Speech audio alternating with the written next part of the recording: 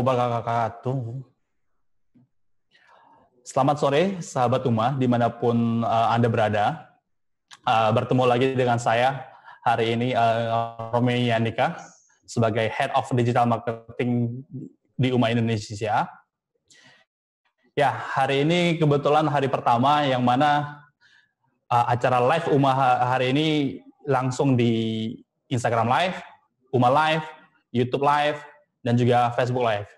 Jadi untuk sahabat Uma, silahkan memilih salah satu platform tersebut yang ternyaman untuk bisa menyaksikan live streaming sore ini. Nah, gini, kira-kira kurang lebih 9 hari lagi kan akan Idul Adha. Nah, salah satu yang sangat ditunggu-tunggu di dalam Idul Adha adalah pemotongan hewan kurban. Nah, hari ini nih dari Uma ingin mengundang pembicara nih, salah satu pebisnis sekaligus entrepreneur ya, yang cukup sukses gitu kan, untuk menjalankan bisnis kurban, yaitu saya akan undang sekarang, yaitu Mas Zainal Arifin, CEO daripada Eko Kurban. Ya, Mas Zainal, apa kabar Mas Zainal? Assalamualaikum. Waalaikumsalam warahmatullahi wabarakatuh. Alhamdulillah baik, Mas Romi. Oke.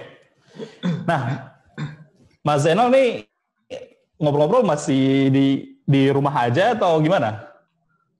Di rumah aja, Mas. Wow, kita WFH aja di rumah, ngontrol WFH di ya? rumah. Saya sih udah mulai di kantor gitu. Tim juga masih ini ya, masih di rumah ya? Tim kami dominan ada di lapangan semua sih, Mas. Oh. Karena ada di pelosok, kayak gitu. Oke.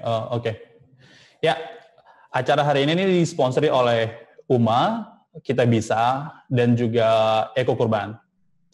Ya, gini Mas Zainal, hari ini kita ngobrol santai aja sih, kayak ya ngobrol-ngobrol, ngopi-ngopi sore gitu ya. Jadi saya pengen tahu nih, kira-kira apa sih, coba ceritakan Eko Kurban, terus kenapa sih Eko Kurban ini bisa muncul gitu kan ke publik, dan sekarang juga sudah mulai, saya nggak tahu udah berapa tahun, setahun, 2 tahun mulai berbisnis kurban ini, dan apa sih yang bedain Eko Kurban dengan yang lain seperti itu?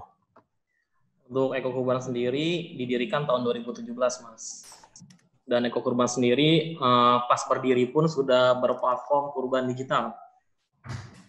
Oke. Dan mengapa Eko Kurban didirikan? Sebelum ada di Eko Kurban, saya memang praktisi akikah dan kurban ya, sekitar udah 11 tahun, dan sudah sering kali kami berinteraksi dengan para peternak, terutama di pelosok-pelosok di desa-desa. Mengapa Eko Kurban didirikan? Hal tersebut karena ketika saya pribadi dan tim terjun ke lapangan langsung untuk berinteraksi dengan para peternak, kita melihat ternyata peternak-peternak di desa, sebagian besar dari mereka kondisinya sangat memprihatinkan.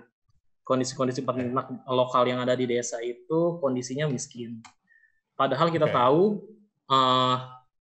hampir seluruh dari peternak itu menyalurkan hewan ternaknya itu setahun sekali ketika momen Idul Adha. Dan Idul Adha itu kita tahu bahwa harga hewan kurban itu kan cukup mahal ya. Ya ada yang 2 juta, 3 juta seperti itu. Ternyata pas kita telusuri, hal tersebut tidak berbanding lurus dengan kondisi perekonomian mereka. Dan kami telusuri lagi, ternyata hal yang membuat peternak-peternak itu tetap dalam kondisi seperti sekarang, miskin, karena mereka masih belum memiliki, masih tergantung sekali terhadap beberapa faktor.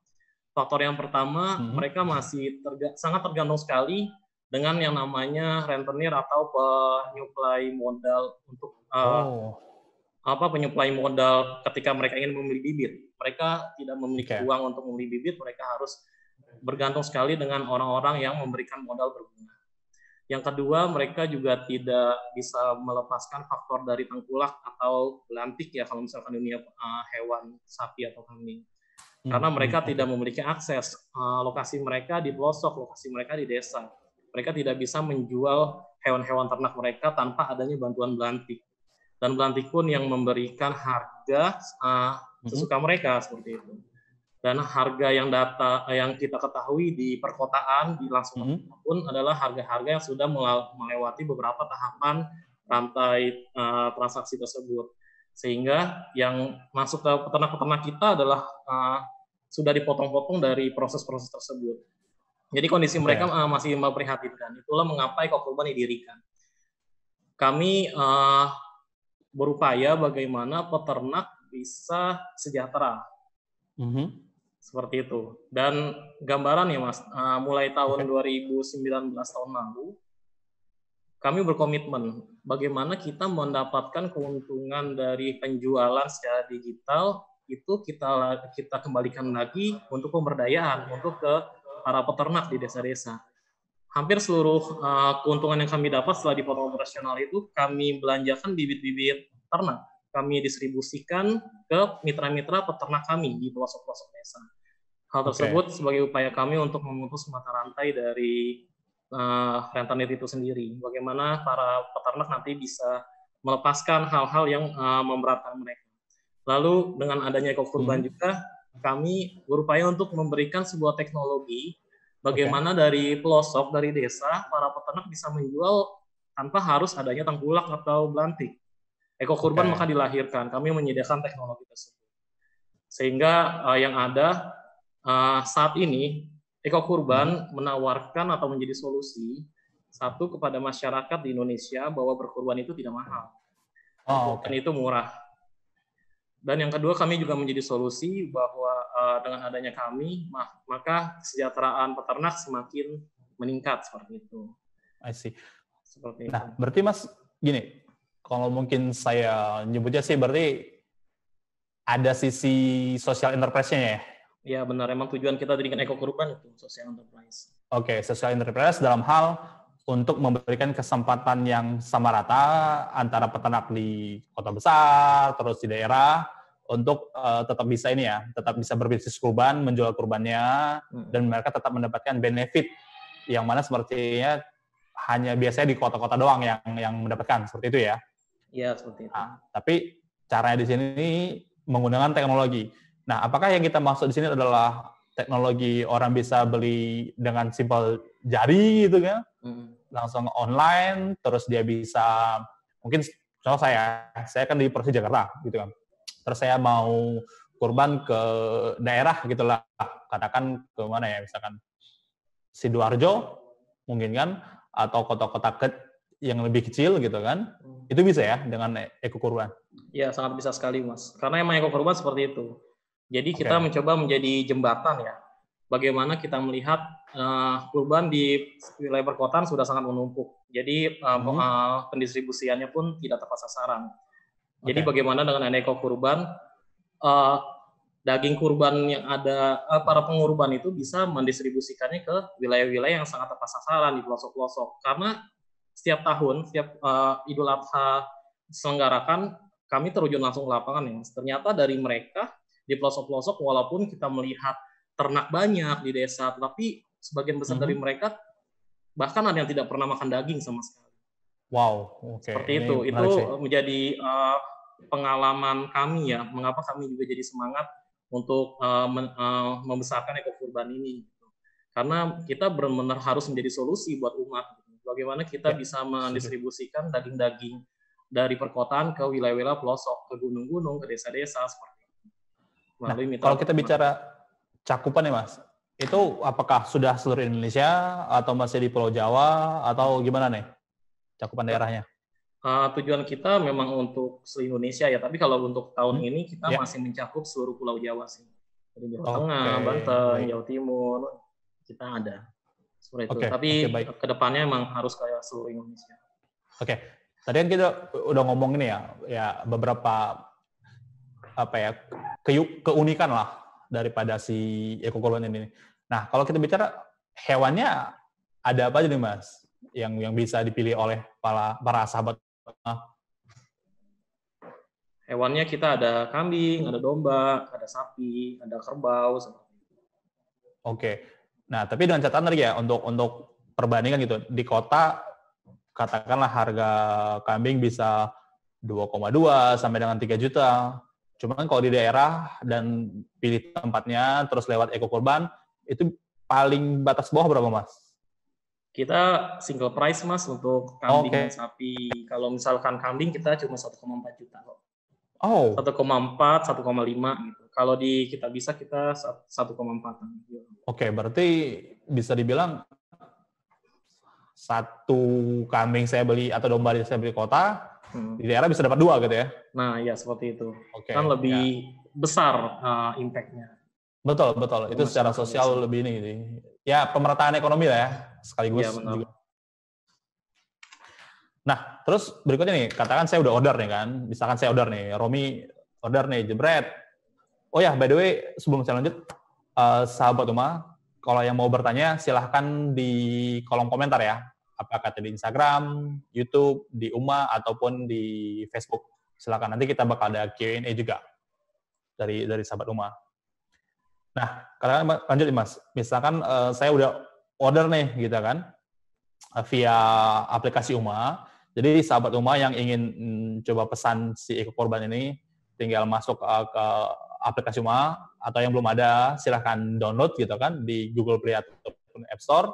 Nanti begitu masuk, tinggal klik banner kurban gitu ya. Nah, di situ tinggal pilih tuh Eko Kurban di bagian bawah. Di situ ada pilihan-pilihannya, adakah itu sapi, kambing, domba, seperti itu. Nah Mas, katakan nih, saya udah nyampe kan, udah masuk ke rumah, saya klik banner, terus pilih nih, saya mau kambing. Oke, terus saya pilih tempat, misalkan mana ya tadi, Sidoarjo udah ada ya? Sidoarjo. Ya, Sidoarjo misalkan. Nah, terus berikutnya gimana tuh, untuk memastikan saya sebagai pengkurban bisa terus memonitor nih, sampai dengan si kurban ini dipotong misalnya. Itu reportingnya seperti apa? Karena kan saya nggak mungkin hadir nih kan ke lokasi. Kalau misalkan secara online, biasanya sih setiap ada sahibul kurban gitu yang berkurban, satu, transaksi mereka berhasil atau tidak udah pasti ada konfirmasi ya, entah itu via email ataupun dari WhatsApp, apapun itu platformnya. Dan ketika hewan kurban tersebut sudah disembelih di hari H-nya itu pun akan kami informasikan bahwa hewan kurban atas nama siapa sudah disembelih. Dan pasca Idul Adha pun kami akan melakukan full report, yaitu dokumentasi saat penyembelihan kami foto. Sebelum penyembelihan hewan itu seperti apa kita dokumentasi, kami foto. Ketika penyembelihan kami foto, dan ketika proses penyalurannya pun kami foto. Jadi dari awal sampai akhir penyaluran selesai, semuanya ada dokumentasinya dalam bentuk sertifikat yang kami kirim via email. Oke, baik. Berarti itu, dan ini setiap pengkurban ya? Berarti maksudnya kayak setiap individu yang berkurban itu bisa melihat proses itu semua ya? Ya, semuanya, per user. Wow, oke. Luar biasa sekali sih untuk ini. Nah, terus kalau misalkan nih, ya kan kita udah bicara nih tadi keunikan apa, hewannya apa aja. Nah, berikutnya kalau kita bicara, ini ada yang nungguin kopi, bentar. Mas Zainal ada nggak di sana? Nggak ada, Mas. Mau ke sini, Mas. Segelas, Mas. Lumayan jauh juga ya, tapi. Udah, Pak. Gak usah banyak-banyak, saya sendiri doang. Terima kasih. Ya, kita lanjut. Nah, ya tadi saya hampir lupa. Oke, gini. Jadi ini kalau misalkan dari sisi sapi segala macam gitu ya, apa sih yang ngebedain si Eko Kurban ini sama dengan tempat-tempat lain gitu loh? Kenapa sih dari sisi produk ini ya? Apakah mungkin sapinya gede-gede gitu kan, tapi harga tadi lebih murah gitu ya dibanding yang lain, atau seperti apa gitu? Dan juga berikutnya untuk biasa tuh si peternak sapi ataupun kambing ataupun domba gitu ya, itu apakah ada ini Mas, kayak mungkin saya nyebutnya kayak komunitas yang di manage oleh Eko Kurban seperti itu, sehingga kualitasnya terjaga sampai dengan Idul Adha. Ya. Untuk mitra peternak sendiri memang tergabung menjadi peternak mitra Eko Kurban ya. Kami sudah melis gitu seluruh Pulau Jawa, siapa aja, bapak siapa, peternak di mana, lokasi desanya di mana, semuanya sudah ada di database kami semuanya, dan itu masuk ke peternak mitra kami. Lalu untuk produk sendiri, untuk sapi, untuk kambing, kita sih karena penyaluran bibit dan seluruhnya itu kita start bersama ya. Itulah sebabnya kami memasarkan hanya single price, karena kambing dengan bobot, karena panennya pun hampir bersamaan semua, masuk bibitnya pun hampir bersamaan semua, jadinya ketika Idul Adha pun ya paketnya hampir sama, jadi kami single price. Kambing dengan bobot sekian sampai sekian, harganya harga. Sapi juga secara bobot juga sudah masuk. Kami itu di bobot 220 sampai 250 kilo, hampir sama semua. Harga juga sama. Oke. Nah ini menarik juga nih. Berarti dari sisi calon pengkorban itu nggak perlu ribet ya. Saya milih mana nih, harga atas atau harga bawah, nggak perlu ya, karena memang sudah single price seperti itu. Tapi kami pastikan seluruhnya udah masuk sesuai syariat ya Mas, dari umur. Kalau kambing harus di atas 1 tahun, kalau sapi harus di atas 2 tahun, semuanya sudah masuk sesuai syariat. Oke, baik, itu menarik sih. Nah, kan kadang-kadang nih Mas, saya tuh setiap tahun gitu ya, ada aja nih pengkorban yang jebret gitu kan, sapi seberat 1 ton gitu kan, atau mungkin ada yang lebih gitu. Nah itu kalau misalkan di tahun ini tuh ada nggak tuh sapi atau kambing yang paling berat gitu, bobotnya berapa Mas dari kurban? Ada sih, dari peternak kami, kemarin kami datang ke wilayah Pacitan. Di sana ada sapi bobotnya 1.250 kilo. 1 ton lebih. Itu ada. Itu sapinya apa? Sapi limosin gitu ya kategorinya? Sapi limosin, iya. Bobotnya sekian. Besar. Tapi itu kami nggak pasarkan di online. Oh, itu belum. Harganya itu beda level gitu ya. Iya. Kalau ada pesanan tertentu, kalau Mas Romi mungkin nyari sapi sekian kilo, bisa. Ntar saya cari teman-temannya dulu ya. Karena ini beda level gitu ya. Ya tapi nggak menutup kemungkinan buat sahabat Uma juga yang mau ya silahkan, nanti bisa kontak ke Uma gitu kan. Kita arahin deh untuk yang mau beli sapi limosin gitu loh. Tapi itu nggak ada di etalase yang sekarang ya. Kita tuh special case lah gitu ya. Iya, special case. Iya, benar. Baik. Nah, terus gini Mas, biasanya secara perilaku ya di tahun-tahun sebelumnya gitu ya, rata-rata pengkorban ini tuh dia mesennya kayak udah dari sekarang nih, sekitar kurang lebih 9 hari lagi, atau udah dari 2 minggu yang lalu, atau mepet nih, H-2, H-3 gitu loh. Mepet sih Mas, biasanya 50% dari total penjualan itu ada di H-3. Dan itu biasa bisa ke-manage semua ya, berapapun order yang masuk ya, walaupun H-3. Karena memang polanya seperti itu, setiap tahun berulang. Jadi emang kita harus persiapin kayak gitu.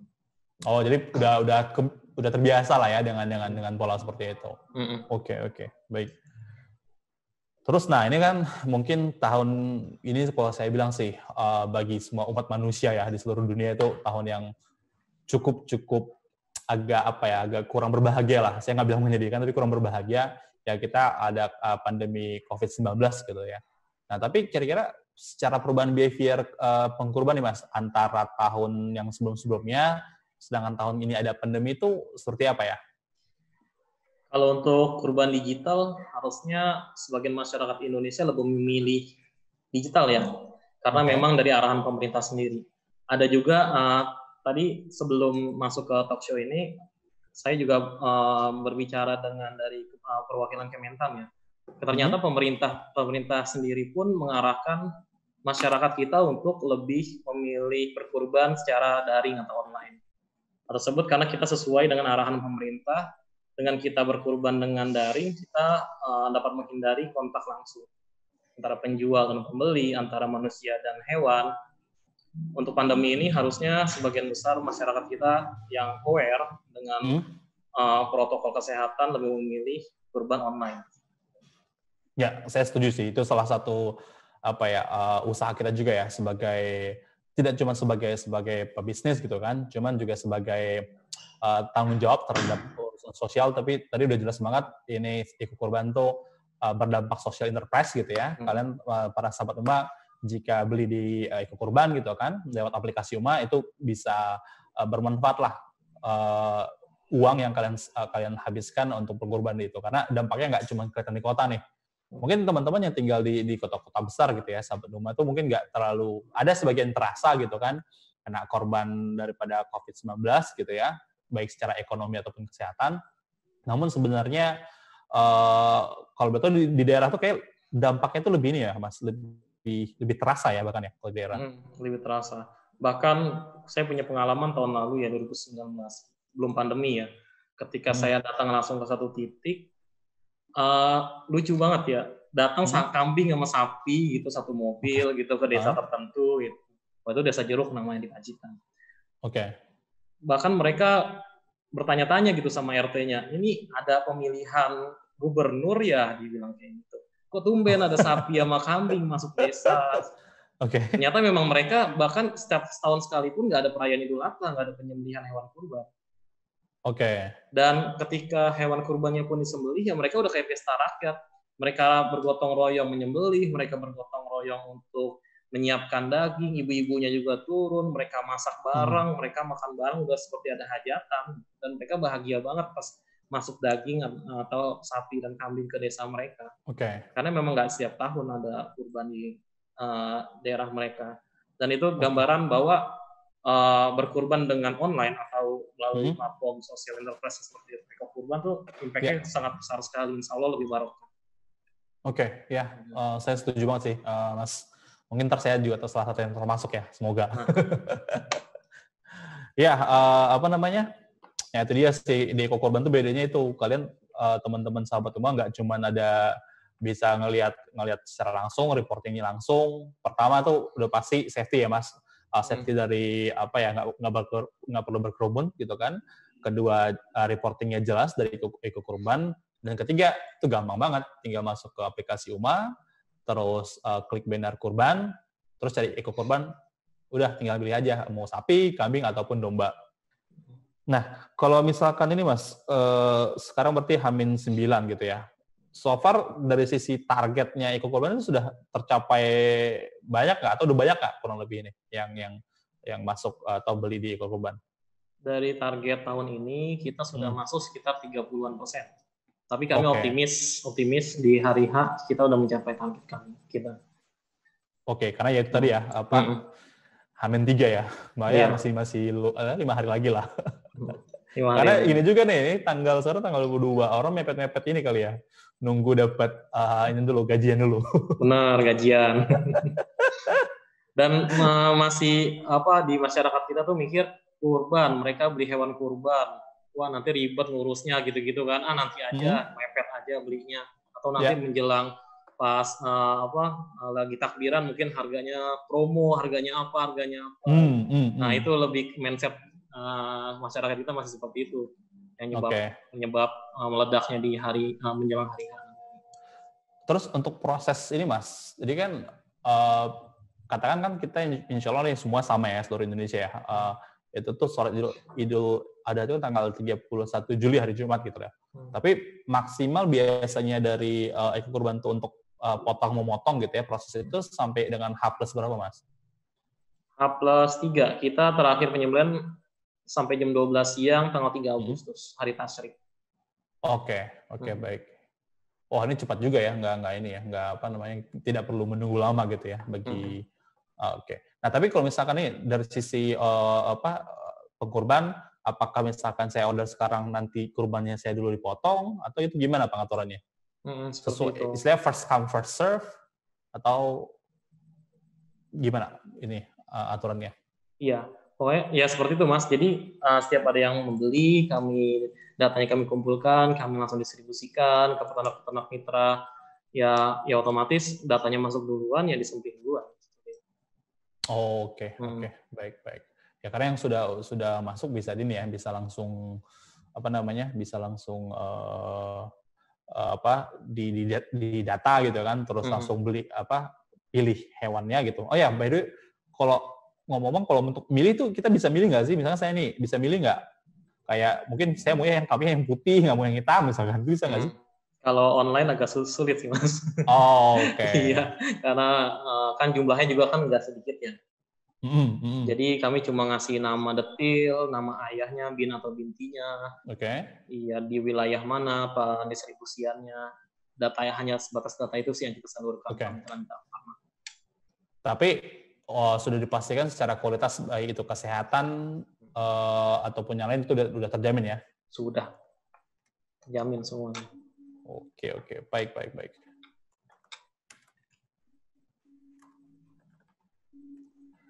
Oke, sebentar ya sahabat Uma, ini saya coba mungkin ada pertanyaan nggak dari sahabat Uma nih?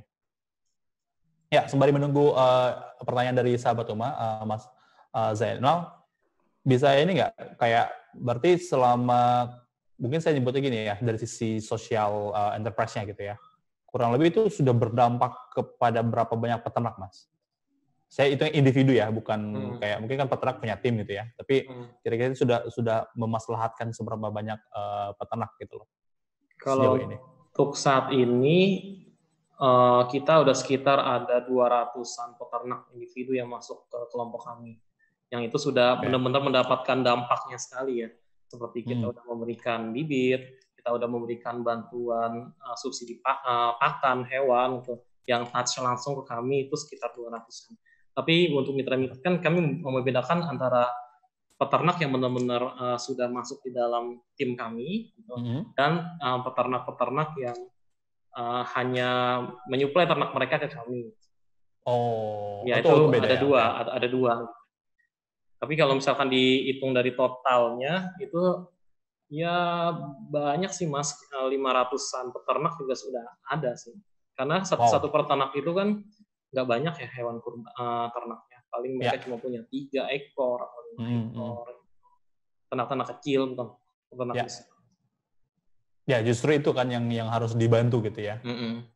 Karena mereka kesulitan untuk menjual hewan ternaknya kemana, tapi dengan teknologi sekarang semuanya serba online. Terus salah satunya adalah ekokurban. Ya para calon pekurban bisa memanfaatkan semua itu. Baik, terus berarti kalau 500, wow. Tapi berarti kalau orderannya makin banyak, ya dampaknya bisa lebih baik lagi ya Mas ini ya, gitu ya? Iya, makanya berkurban, ya ekokurban, berarti meluaskan peternak yang dapat dibantu, seperti itu. Ya. Tidak hanya dagingnya ke warga miskin, tetapi peternak sendiri sebagai yang memiliki profesi menjadi bangga menjadi peternak. Oke, baik. Berarti ya ini dampak sosial banget sih. Oke, baik. Nah, Mas, berikutnya nih, kalau 500 peternak. Nah, kira-kira kalau dari sini ke tahun depan nih gitu ya. Oke, sebelum situ deh, saya mau nanya, kalau misalkan tadi 500 peternak yang kurang lebih berdampak, terus ada yang memang secara day to day gitu ya, sebelum, kan momen Idul Adha cuma setahun sekali gitu ya. Nah, itu biasanya si peternak-peternak itu, dia tadi kan dikasih bibit, dikasih pangannya gitu ya, segala macam. Nah, itu mereka itu di manage setiap hari kah Mas? Atau mungkin Mas cuma ngecek kayak, oh ini keadaan sapi, keadaan kambingnya per bulan doang, atau gimana? Nggak setiap hari sih, tapi berkala. Jadi kita emang setiap wilayah itu emang punya koordinator yang langsung under ekokurban. Jadi emang tugas mereka, ya mereka datang, silaturahmi. Jadi kita nggak pakai sistem formal banget ya untuk peternak-peternak di sana. Silaturahmi, menanyakan ternak seperti apa, ada kesulitan atau tidak. Kalau ternaknya ternyata tidak tumbuh seperti biasa, kita tanyakan pakannya seperti apa, kita berikan edukasi, harusnya makannya seperti ini, kalau sakit seperti ini, ya seperti secara informal aja, tapi itu berkala, tapi nggak tiap hari sih, karena memang jumlah peternaknya banyak. Oke, baik. Nah, ini Mas kita masuk pertanyaan nih dari sahabat Uma, Evi Teja ya. Pertanyaan dari Instagram by the way. Apa sih yang perlu konsumen perhatikan sebelum beli kurban online gitu? Yang harus diperhatikan itu satu, harus ditanyakan ke lembaga kurbannya, umurnya berapa, apakah sudah masuk sesuai syariat. Itu syarat syariatnya memang harus terpenuhi semuanya. Entah itu umurnya, lalu tidak boleh cacat, ya tidak boleh terlalu kurus. Hal itu terkait sama bobot ya, kita lihat bobotnya. Bobot ya, oke. Iya, seperti tidak boleh terlalu kurus. Ya, seperti itu aja sih. Dan penyalurannya itu kemana?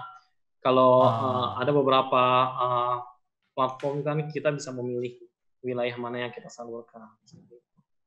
Oke, baik. Berarti itu keuntungan dari ini ya, kurban online ya pada dasarnya. Nah Mas, teman kalau misalkan dari sisi ini loh, dari sisi, saya nggak tahu nih di daerah gimana ya, kayak si tempat pemotongan itu apakah biasanya di masjid-masjid atau ada tempat tersendiri gitu yang disediakan oleh Eko-Kurban? Kalau di non pandemi itu kan kita menyerahkan langsung ke peternaknya ya. Jadi mereka yang langsung menyembelih dibantu mungkin sama orang pusat-pusat sekitar wilayah mereka dan mereka yang menyalurkan. Tapi di masa pandemi ini lebih kita koordinir sih. Jadi kita koordinir di satu tempat tertentu, hewan kurban yang kita kumpulkan semuanya harus mengikuti protokol dari dari pemerintah, protokol kesehatan. Tidak boleh adanya orang-orang yang hadir di tempat itu, nggak boleh ada yang menonton, semuanya serba tertutup penyembelihannya. Pokoknya semua protokol kesehatan kita penuhi untuk tahun ini. Oke, baik ya. Jadi sesuai arahan pemerintah juga ya? Iya. Kalau untuk tahun ini lebih kita koordinir sih. Biasanya lebih ke satu titik itu satu kecamatan, kumpulin semuanya. Oh, jadi ini per kecamatan ya, bukan per desa gitu ya berarti ya? Kalau untuk tahun ini aja ya. Kalau tahun-tahun sebelumnya kan kita lebih ke titik-titik kecil. Tapi tetap distribusinya juga dari peternak lokal itu, peternak desa itu langsung dibawa juga dagingnya untuk warga mereka. Mereka juga yang menyalurkan ke warga-warga sekitar tempat tinggal si peternak itu. Oke, berarti ibaratnya peternak dan peternaknya dapat manfaat, terus orang-orang di sekitar mereka juga dapat manfaat langsung gitu ya. Iya, dengan kondisi sekarang seperti itu. Ya, makanya kan tagline kita juga kan bangga menjadi peternak. Jadi peternak itu juga jadi ngerasa profesi yang menjanjikan, nggak lagi dipandang sebelah mata. Kita mau udahlah warga desa jadi peternak saja karena memang wilayah mereka lebih cocok untuk peternak. Kan semakin banyak peternak kan kita juga jadi bisa swasembada, jadi lebih sejahtera secara merata gitu. Jadi seperti itu sih. Ya, karena memang mungkin untuk sahabat juga informasi gitu ya, dari beberapa research gitu kan, dan mungkin Mbak Zainal juga sudah familiar ya, bahwasanya sekarang itu di kondisi pandemi itu yang jadi permasalahan terbesar, kita mungkin belum begitu merasakannya, tapi beberapa negara di dunia itu karena efek pandemi ini, negara-negara yang tidak memiliki sumber daya alam yang bagus gitu kan, seperti Indonesia, itu ketahanan pangannya terancam sih. Ya, jadi udah benar nih, apa yang dilakukan Mas Zainal dan tim itu sangat-sangat membantu ya Mas untuk ketahanan pangan Indonesia juga sih ke depannya. Karena kalau peternak malas, terus ini ya ujung-ujungnya ntar kita ngambil daging dari mana gitu kan. Itu kan jadi impor lagi.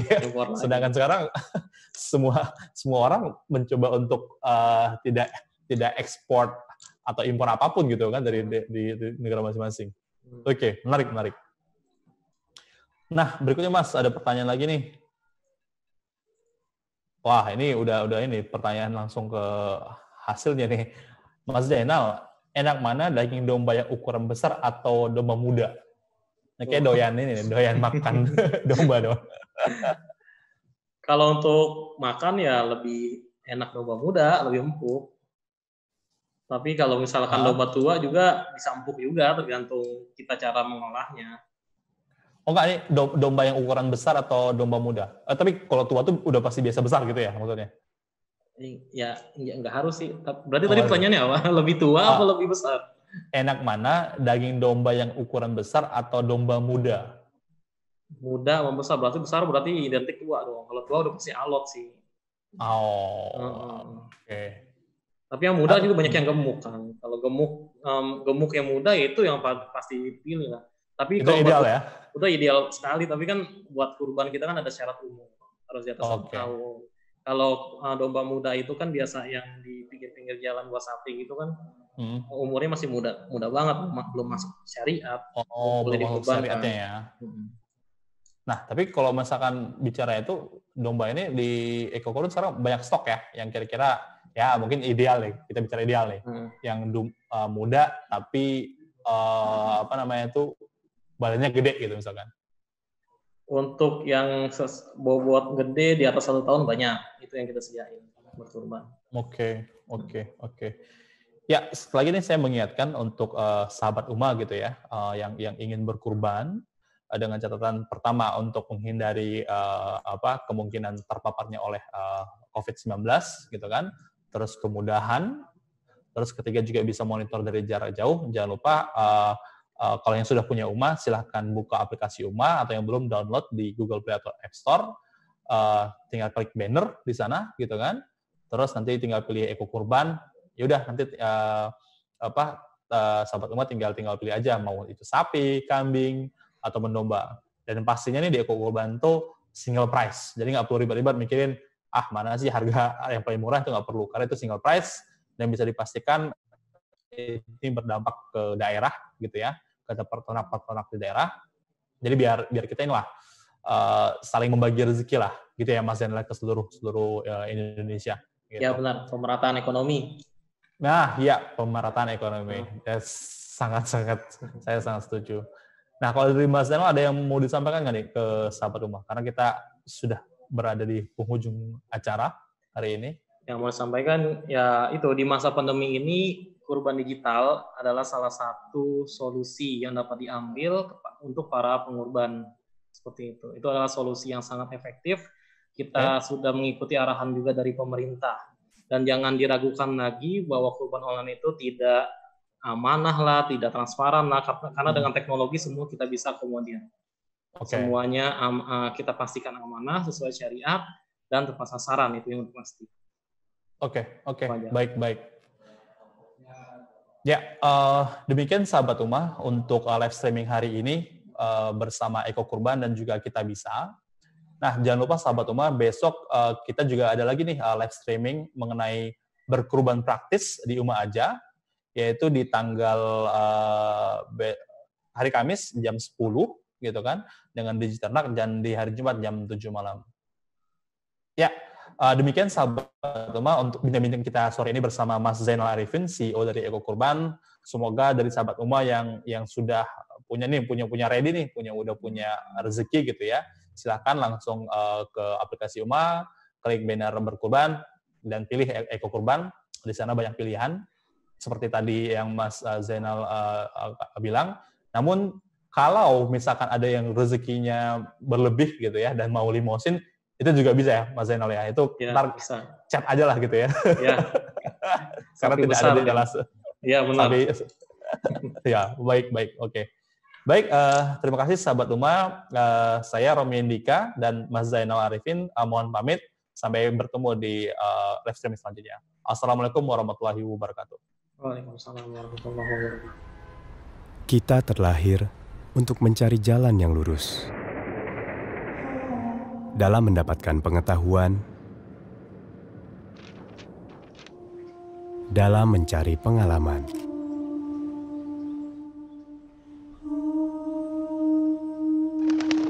dan dalam mengemban amanah untuk menjadi manusia yang lebih baik. Namun, dalam perjalanan kita, dunia tidak selalu sejalan dengan keyakinan.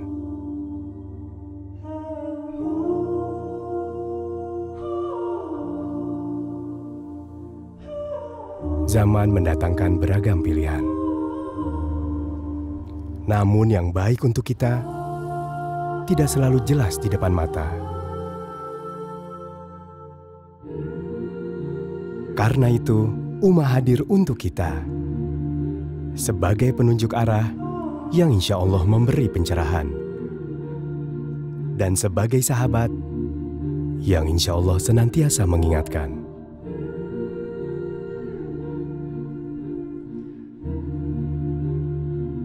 Dalam perjalanan kita pulang menuju jannah,